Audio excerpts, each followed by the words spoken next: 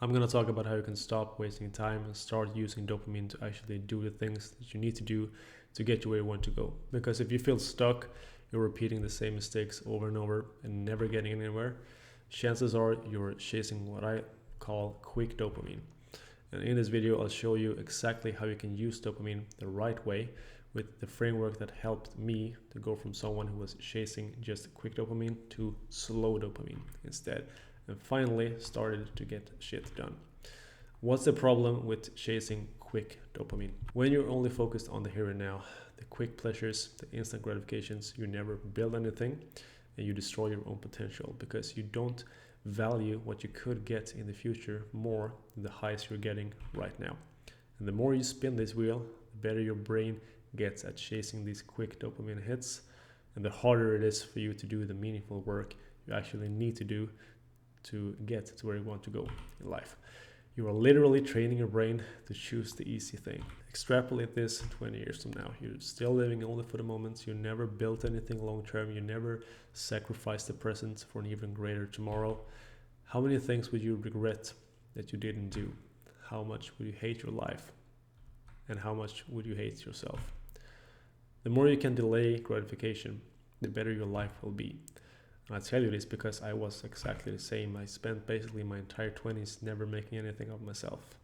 I got married when I graduated university, but when it comes to my career, my business, to creating the ideal future that I wanted for myself, a life on my own terms, I went nowhere. My whole 20s were basically a collage of playing video games, partying, and chasing girls.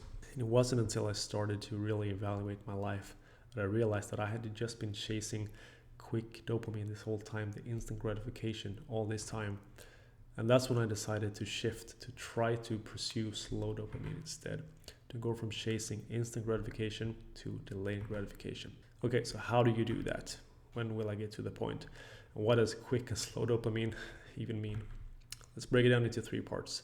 First, let's look at what dopamine actually does in our body. Second, let's look at the difference between quick and slow dopamine. And thirdly, let's give you a framework that you can use to make this shift in your own life. Sounds good? Okay, let's rock and roll. First, what is dopamine really and what does it do? It is often called our body's reward drug, but that's too simplistic. It does a whole lot more things in our body.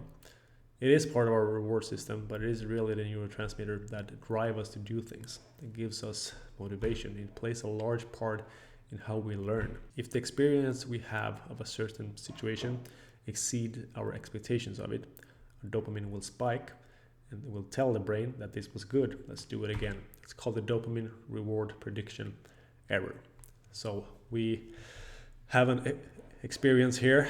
This no error area is where the experience we have exactly matches our expectation of it. When we have an experience where the outcome is better than what we thought it was going to be, we have what's called a positive error. This was better than what we thought it was going to be. This releases dopamine in our brains and it teaches our brains, let's do more of this thing. And the opposite is true if the experience we had was negative. We get a negative error. It tells our brain not to do the thing again or as much. This is why new restaurants feel exciting and why video games are so addictive, because games constantly give you novel experiences. You level up, you get achievements, you do boss fights, and each one of these experiences exceeds your expectation just enough to hook your brain, aka it gives you constant dopamine spikes. Okay, so what is quick and slow dopamine then? They are not really scientific terms, but more a way to visualize the process in our brains and the motivation for our actions. Quick dopamine comes from doing something fast and easy. That gives us an immediate reward, like eating fast food, scrolling social media, get all these hits when we scroll endlessly, and play video games. We start off doing something fast and easy. We get a quick hit of dopamine. This hit doesn't last very long, so our dopamine level crashes. So we go look for another hit. We pursue the fast thing again. We get the quick hit again. It doesn't last very long. It crashes. So we look for the new thing again, and so on and so on. And the real bad part is that the more we live in this cycle of quick dopamine highs and lows, we become desensitized to the dopamine hits that we do get. We crave an even bigger hit to get the same response, the same feeling. This is why the 30th piece of candy never tastes as good as the first one. And this is exactly what happens to someone with drug addiction. They build a tolerance, their craving increases, and their satisfaction decreases. And to get the same response they used to get, the user crave higher and higher dose, which risk leading to an overdose. Quick dopamine is what we don't want all the time. Slow dopamine, on the other hand, is associated with activities with delayed rewards, like finishing a workout, completing a book, or learning a skill. It's not as exciting in the moment, but the payoff lasts longer. It is stronger, and it gives us a feeling of accomplishment and happiness, and it builds confidence, discipline, and fulfillment within us. This is the dopamine that we want a lot more of in our lives. But shifting from quick to slow dopamine takes intentional effort. So how do we do that? This is where the framework comes in, how to shift from quick to slow dopamine. It's in 6 parts. Write down your goals, because your brain is awesome. It is constantly working on what you feed it. When your goals are vague, your brain can't help you. But when you make them specific, the brain keeps processing them even when you're not thinking about them. So writing down your goals forces clarity. It makes them real. It helps you visualize, gives you something to aim for, and gives your brain something to work on. And here's the kicker. Your brain releases dopamine in anticipation of a reward. This means that seeing and rereading your own goals gives you a dopamine response, which gives you more motivation to keep going. You're literally building a feedback loop when you write down your goals. You expect the reward now, but you get the real reward later. Celebrate small wins, because big goals take time, and if you only allow yourself to reward yourself once you reach the finish line, you will give up before you even get there. So instead, create milestones and celebrate them along the way. Want to lose 25 kilos? Then celebrate when you lose 5, 10, 15, 20 kilos. This stimulates dopamine release and teaches your brain to enjoy the process, not just the outcome. Think of it like leveling up in a video game. Each checkpoint releases a bit of dopamine and keeps you moving forward. Be bored. Most people never let themselves be bored. They are look on their phone whenever they stand in a queue. They watch YouTube when they're in the bathroom. They listen to a podcast on every walk. But boredom is where the default mode network lives. The collection of brain regions that, when we let our minds wander, connect dots, reflect on life, and generate insights. The shower thoughts that you get that suddenly solve your problems, that's the default mode network at work. That's why it's so important to be bored, because if you never allow yourself to be bored, you're cutting off the default mode networks from working its magic. And here's the bonus. When you make it a habit of being bored, you're making the boring work that you need to do more rewarding and more interesting in comparison. Like reading a book becomes more interesting than staring at a wall. Who would have guessed, right? By being bored, you resensitize yourself to the rewards of deep work. You want to do it more often. 4, control your environment. Every time you make a decision, no matter how small it is, you burn energy. And if you fill up your environment with all kinds of temptations, you'll spend all your energy avoiding them, resisting them, and you're much more likely to fall for them.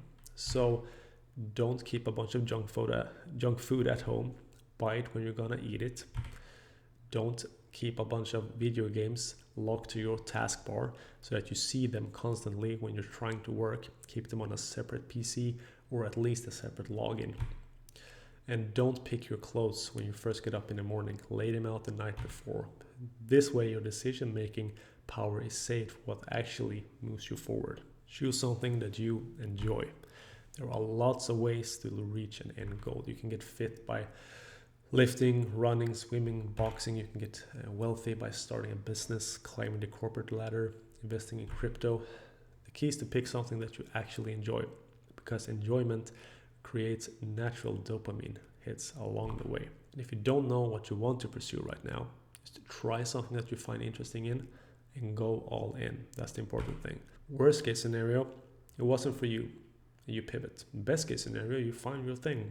Well done. The only thing that matters is that you find something that moves you towards your goal and commit to it. 6, pursue what's truly important to you. Surface level goals don't last. You have to dig deeper. Pursue goals that align with your intrinsic motivation that's actually important to you. This makes it a lot easier to stay motivated and to keep yourself disciplined. The worst thing you can do is pick a goal that someone else wants for you that you don't care about. Ask yourself, why am I doing this? Do you want to lose the weight just to see a smaller number on the scale? Or do you not feel comfortable in your body right now, which has taken a toll on your confidence, which makes it harder to talk to women? You're afraid if you don't lose the weight and gain the confidence, you will never find a woman to fall in love and start a family with. All of a sudden, we went from losing weight to finding love, a lot stronger motivation, if you ask me. If your goal doesn't connect to what you really care about, you will quit when it gets hard. To summarize, to shift from quick dopamine to slow dopamine, write your goals with clarity. Celebrate the small wins. Let yourself be bored. Control your environment. Pick a path you enjoy and pursue what truly matters to you. Do this consistently and you will retrain your brain to chase slow dopamine. You will stop chasing the quick hits and start building real discipline, the kind that actually creates freedom. Because quick dopamine keeps you stuck, slow dopamine builds your future. If you got something out of this video, please leave a like and subscribe to my channel.